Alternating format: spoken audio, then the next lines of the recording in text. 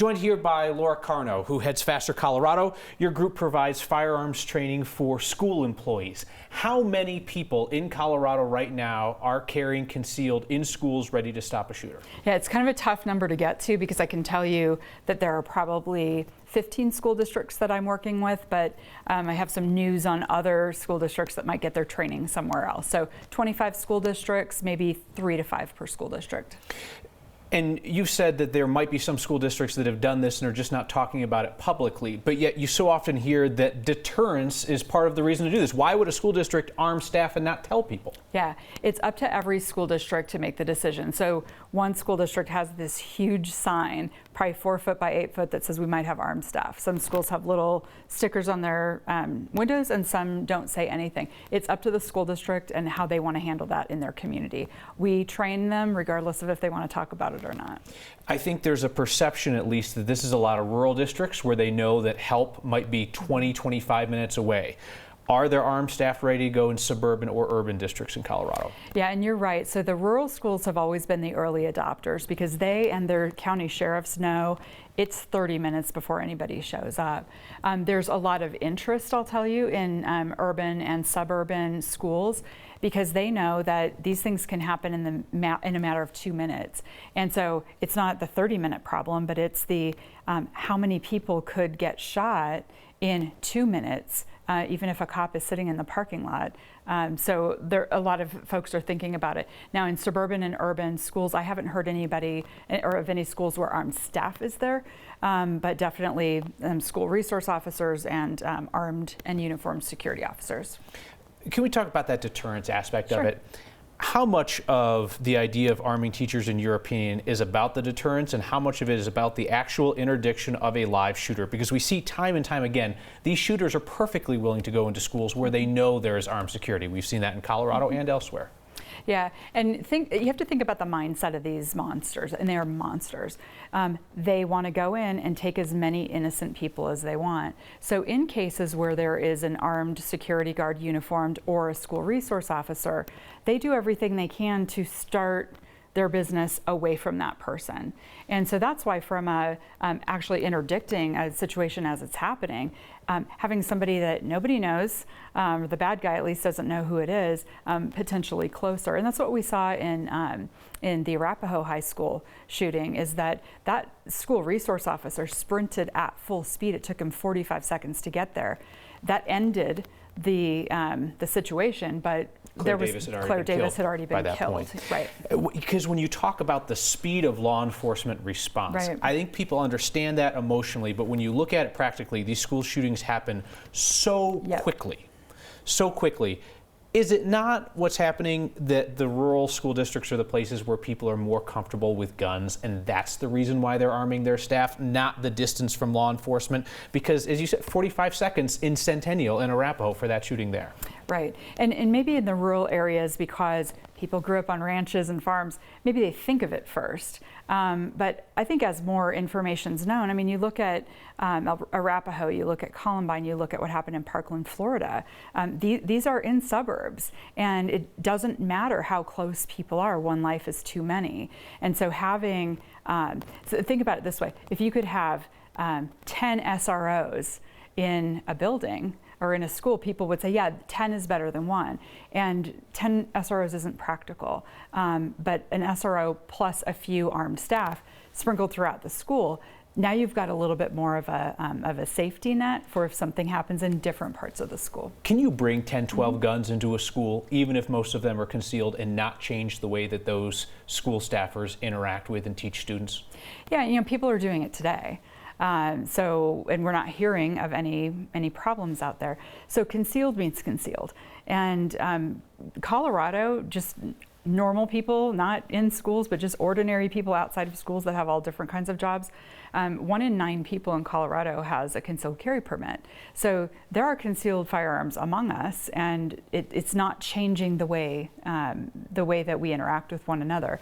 What I've heard from some schools where it was in the news that they were going to have armed staff, they said just for the first few hours of the first few days, there was a little bit of the students talking to each other, oh, I wonder if it's Mrs. So-and-so or Mr. So-and-so, but then they stopped thinking about it.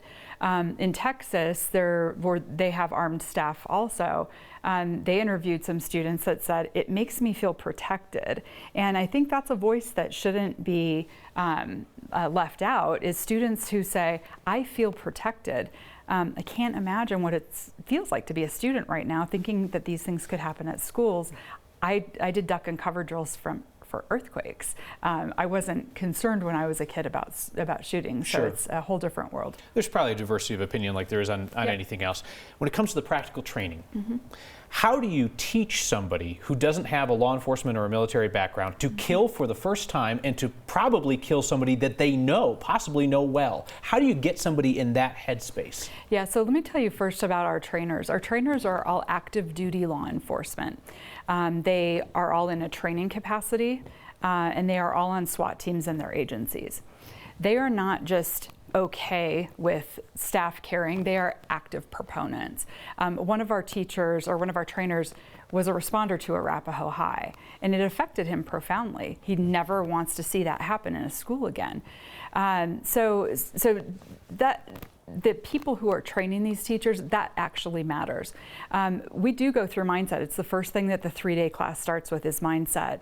And just exactly as you said, this could be your favorite student from yesterday. But in the mindset portion, which is the first thing we do in our 3-day class, we go through with them what is the mental makeup of somebody who can turn into a monster like this, and help them to understand that is no longer your favorite student. They are a threat to the kids in your class, and they have to be stopped. I want to get in a couple more things in our time remaining. In the last episode of this program, I asked a Marine combat vet for his practical understanding of arming teachers. He opposes the concept. He went to Columbine, later served in Iraq and Afghanistan. He says you would have needed 20 to 24 of his Marines to prevent that shooting in 1999. That was his practical assessment. Can you give me a different practical assessment? Do you think he's wrong? Yeah, I will give you a different practical assessment.